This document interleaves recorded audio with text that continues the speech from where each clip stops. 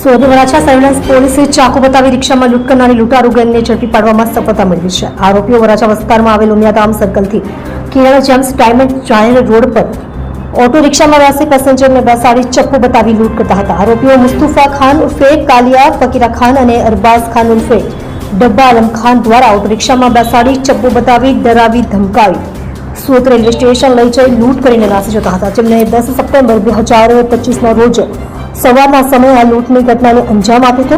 ફરિયાદી વરાછાથી હીરાબાગ જવા માટે રિક્ષામાં બેઠા હતા. રિક્ષા સુરત રેલવે સ્ટેશન સુધી ચલાવી જઈ પેસેન્જરને ચપ્પુ બતાવી 30,000ની લૂંટ કરી હતી. ફરિયાદી દ્વારા સુરતના વરાછા પોલીસ મથકમાં લૂંટની ફરિયાદ નોંધાવી હતી. સુરતના વરાછા સર્વેલન્સ પોલીસે ગણતરીના સમયમાં 2 આરોપીઓ મુસ્તુફા ખાન ઉર્ફે કાલિયા ફકીરા ખાન અને અરબાઝ ખાન ઉર્ફે ડબ્બા આલમ ખાનને પકડી પાડી કાયદેસરની કાર્યવાહી હાથ ધરેલ છે. પકડાયેલ આરોપીઓ અગાઉ અનેક ગંભીર ગુનામાં સંડોવાયેલ હોવાનું બહાર આવ્યું હતું. ગુનાહિત ઇતિહાસ ધરાવતા આરોપીની વરાછા પોલીસે ધરપકડ કરી છે.